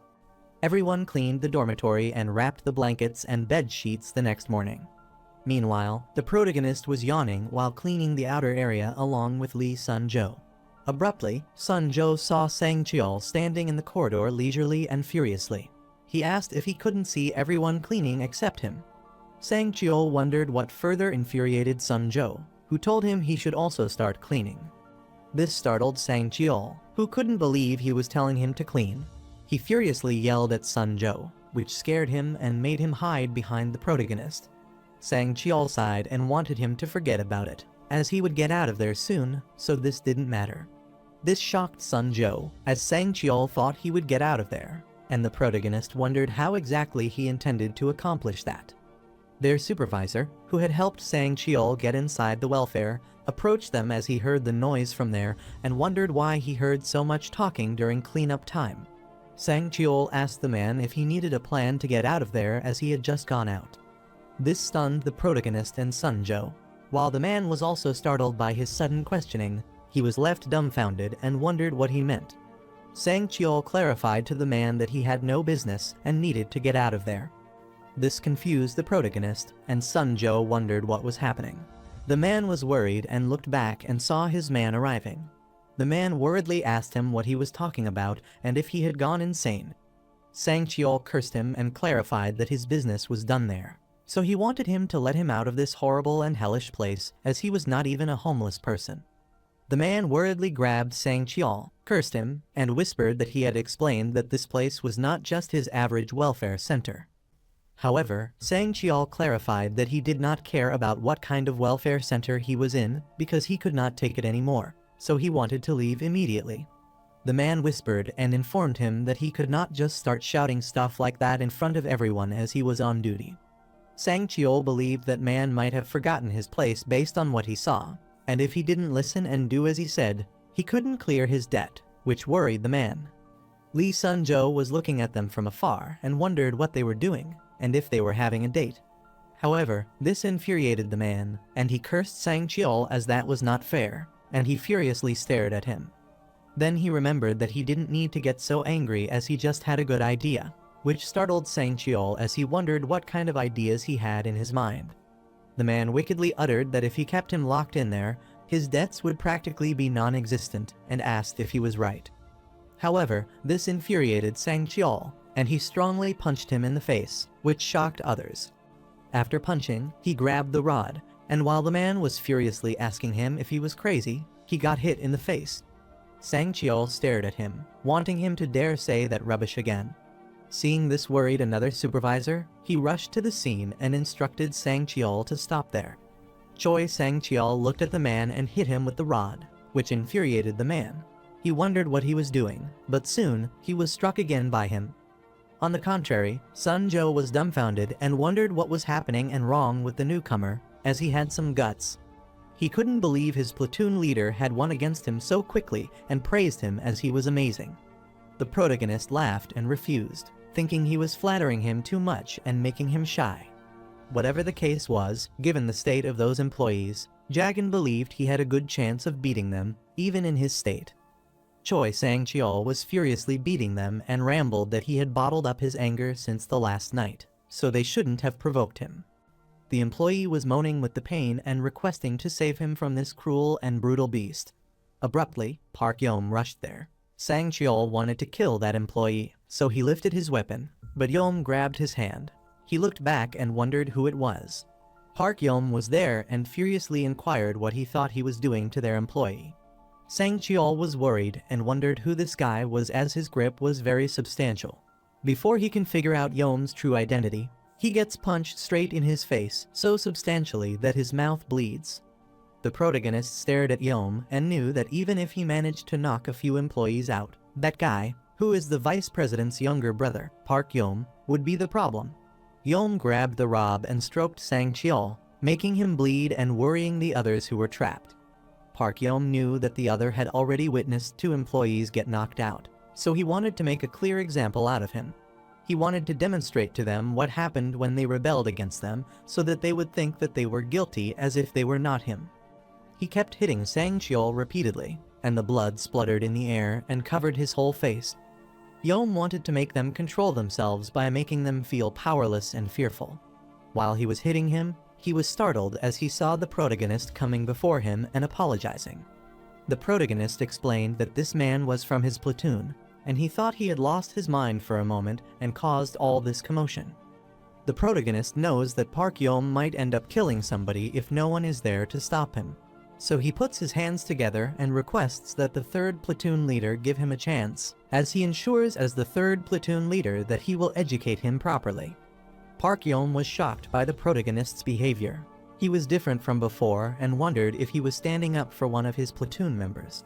He wondered if Jagan would educate them as the platoon leader and if that armband made him accept this place as his world. Park Yom pointed the bloody rod at him and instructed him to educate him, and if Sang-cheol did something like this again, then he would punish him along with that guy. The protagonist bowed his head and uttered that he understood.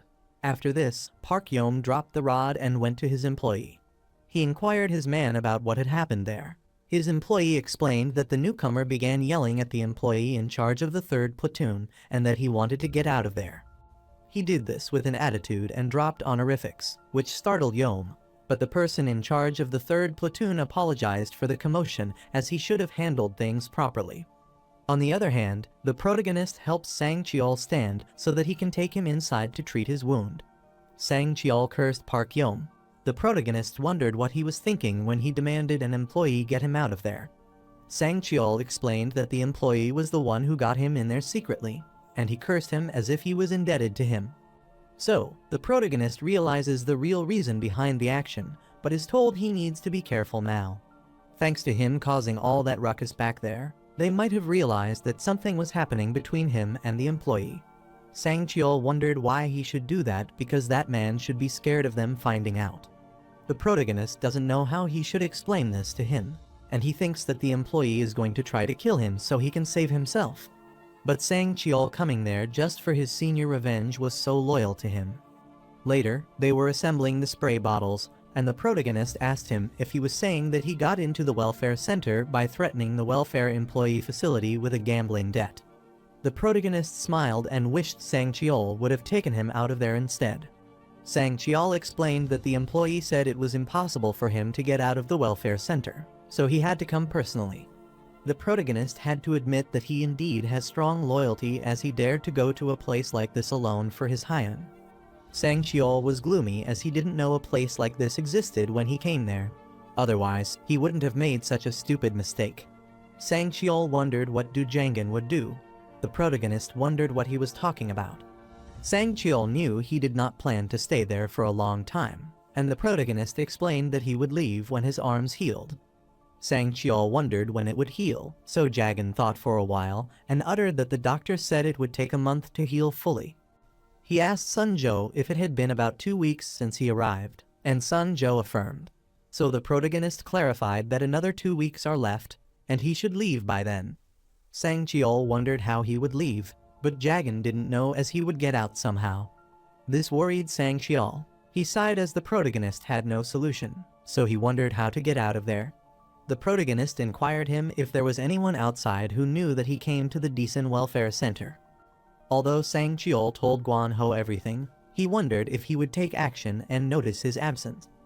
On the other side, Guan-ho was furious and wondered why Sang-cheol hadn't contacted him yet.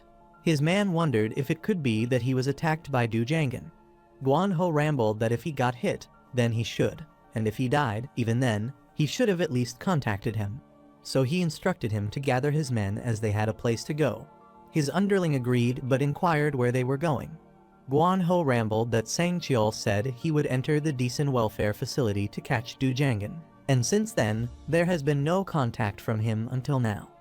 That was why he needed to go to the decent welfare facility to find Sang Chiol. Soon, they left for the welfare center and finally arrived at its entrance with his man. One of the men cursed them for building the welfare center on a hill like this. Hearing their noise, the employee appeared at the gate and inquired what they were doing there. However, he got worried as the gangster started attacking the gate with their weapon, instructing him to shut up and open the door. All other welfare employees gathered there to hear the noise and wondered what was happening there as they saw their colleague down on the ground. They cursed those gangsters and inquired about the matter with them and why they were making a fuss at their welfare center. Guan Ho heard them cursing his man, so he stepped forward and asked them if he looked like the son of an animal. The employee settled his glasses and refused, but he requested Guan Ho tell him the reason for his visit to their welfare center. Guan Ho explained that he arrived looking for his little brother at the welfare facility. This startled the employee that his little brother was there, and Guan Ho affirmed and instructed them to bring his little brother Sang Chiol out quickly. Some other employees rushed to the entrance, but the man in charge of the 3rd platoon hid behind the wall. He wondered what they were and recognized them as gangsters from the Choi Sang Chiol group. He wondered if they were there to find him. Vice President Park Gwang came out after hearing the noise and asked him about the commotion. The man was startled to see him and explained that these people seemed like they had come there looking for someone. Park Gwang guessed he should handle this matter, so he went toward the gate. The man was worried, as he assumed he was done. If the vice director found out what he had done, he would be finished, so he ran away. Gwang asked them what his problem was with them. Guan Ho was amazed to know he was the supervisor there and requested that he first open the door. Park Gwang apologized because that was not possible, as only authorized personnel were allowed entry. This infuriated Guan Ho, and he yelled at him and asked why he couldn't enter this place as his little brother was trapped inside. Gwang was astounded to know that his little brother was there and asked if that person was his real little brother. However, Guan Ho refused as he was not the real brother, but was like the real one to him, which amazed Park Gwang, but he still didn't open the gate. Guan Ho sat and rambled that he needed to sit first, which worried Gwang, and he wondered what that person was doing. Guan Ho instructed him that if he didn't plan on staying inside forever, he should open the door because they would never go from there until Sang Chiol stood before them. Since the situation was out of Gwang's control, he requested that he wait there for a moment before he went in to see if anyone was named Sang Chiol. This pleased Guan Ho, who excitedly appreciated him. He remarked that he should have done that sooner and wanted him to go quickly. While heading inside Park, Gwang cursed them and wondered who these gangsters thought they were as they acted like that in this place. Meanwhile, the person in charge of the 3rd platoon reached the working area and searched for Sang Chiol. After finding him, he instructed Sang Chiol to follow him, but Sang Chiol couldn't comprehend his motive behind doing this and wondered what was the matter with him. The employee whispered in his ear and asked if he wanted to leave this place, so he obediently followed him. The protagonist saw them leaving and inquired about the matter, but the employee refused to tell him. The employee instructed him he didn't need to worry about it and should keep doing his job. Jagan found it a bit suspicious. While following the employee, Sang Chiol asked why he suddenly changed his mind because he was the one who said that he would keep him at this welfare center forever. The employee justified that he said that because he was angry because Sang Chiol suddenly threatened him. The man explained that he had put him in a tough spot by making such a fuss in front of everyone. So he thought keeping him there wouldn't do him any good, so he was trying to send him away. Sang Chiol was startled and wondered if that was the case and asked where they were going. The employee pointed ahead, as there was an exit hole through which Sang Chiol could sneak out if he went this way. Suddenly, the employee was startled when he heard a sound. He asked Sang Chiol to wait a minute and asked if he had heard something. However, Sang Chiol refused as he didn't hear anything. The man instructed him to keep going for now because he needed to check it out. Sang Chiol was progressing forward while the employee went back, stared at him, then grabbed the brick and followed him quietly. After finding the right time, he lifted the brick to strike it at Sang Chiol's head. However, before he can kill him, he gets kicked by the protagonist and falls. Hearing this sound startled Sang Chiol. He turned and wondered who was there and saw Jangan there. The protagonist rambled that he already told him that this man would try to kill him to save himself. This frustrated Choi Jang-cheol. He cursed him for betraying him, grabbed the brick, and lifted it to kill him, which worried the protagonist, and he tried to stop him from taking such an irreversible step. Sang-cheol was about to hit the employee, but the protagonist kicked the bricks right in time and saved him. He furiously asked him what he thought he was doing. However, Sang-cheol was not thinking straight. He cursed the employee and wanted to kill him and be done with it for good. The protagonist reminded him that he would be done because the authorities would discover it soon and kill him. While conversing, the employee stood and inquired what had happened. The protagonist turns to him and asks him what he is doing, and if he is trying to kill his platoon member, Sang-cheol. The protagonist used informal language to accost the employee, which frustrated him. He asked if he dared talk to and call him like that. The protagonist affirmed that he was correct, cursed the employee, and wondered why a person like him, who is worse than an animal, was acting so concerned after trying to kill someone. This further infuriated the man, and he wondered how dare this inmate dare to curse him. However, soon, the protagonist kicked at his abdomen hard, which made the man kneel out of pain and moan. The protagonist is stunned, as this man has the audacity to say nonsense after saving his head from being smashed by a rock. He wanted the employee to wake up because he could have done so by then if he hadn't stopped Choi Sang-cheol from smashing his head. Choi Sang-cheol furiously stared at him with the intent of killing him, which worried the man. The protagonist wanted him to answer his earlier question honestly about why he tried to kill Sang-cheol. The employee explained that Choi Sang-cheol's boss and other gang members were currently making a scene in front of the main gate. His boss said he knew his little brother was in there and demanded that he be handed over to them. This excited Sang-cheol as his Hyung came looking for him and assumed he could leave now. However, the employee stood and refused, saying that even if someone came looking for him, it would be useless because the welfare facility would deny that he was even there. They knew this shocked Sang-cheol, who thought they just needed to come in and check for themselves. The employee clarified that the vice director would never open the door of the welfare center, so they could never get in. Sang-cheol was confident that his gang members and boss would open the door themselves and barge in. The man didn't think so and asked Sang-cheol if he thought the welfare facility would stand there and watch as someone barged in. Sang-cheol wondered what they could do but stand by and watch. The man was sure they would stop it somehow, but Sang-cheol wondered how they would stop them. The protagonist held his head worriedly and wondered what these kids were arguing about. Do Jagan wonder why he even got out of his way to help this kid who was trying to kill him and was completely exhausted by this?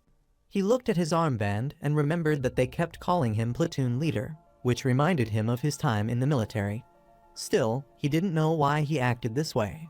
It was almost as if he didn't want to lose another platoon member.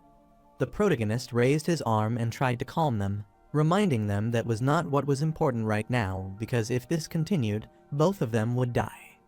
This startled them, and Sang-cheol wondered how both of them would die, but the employee couldn't understand why he would die. The protagonist reminded him that he intentionally brought someone with ulterior motives to the welfare facility because of money. So if the director or vice director discovers this, they would be pretty mad. Since he has lost his credibility, they might not let him work there anymore.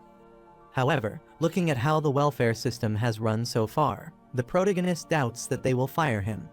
Too many secrets shouldn't be leaked outside, so it would be risky to let an untrustworthy person like him go and ask him if he was right. This worried the employee. Then he turned toward Sang-cheol and rambled that he was also an accomplice to what this guy did. Since his gang came into the welfare facility and caused a scene, they would also be furious at him. His welfare facility might want to eliminate any potential seeds of uncertainty, so getting rid of him is simpler than pretending he is not there. This worries Sang-cheol, and he asks the protagonist if he has any solution to save their life. The protagonist affirmed that one solution to save them is to keep everything secret and pretend not to know each other. This shocked Sang-cheol, but Jangan knew that was the plan the two had initially planned, so they should do it again. However, Sang-cheol was reluctant, and he wondered how he could trust the guy who just tried to kill him. This annoyed the employee because Sang-cheol himself also wanted to kill him a few moments ago. The protagonist smiled and instructed them to believe in him and do as he says. Sang Cheol was astounded as Jangan wanted him to believe in him. The protagonist calmly nodded, affirmed, and wanted them to believe in him, saying that he would kill whichever one of them did something stupid. This threat sends the chills down their spines, and they shake hands and act to get along. Since they had agreed, the protagonist informed them that this matter had been settled. While leaving, the protagonist turned and looked at Sang Cheol and remarked that if his Hyung cared about him, he would do things moderately and stop. On the contrary, the vice director was conversing with someone on the phone and requesting that the person do so as quickly as possible.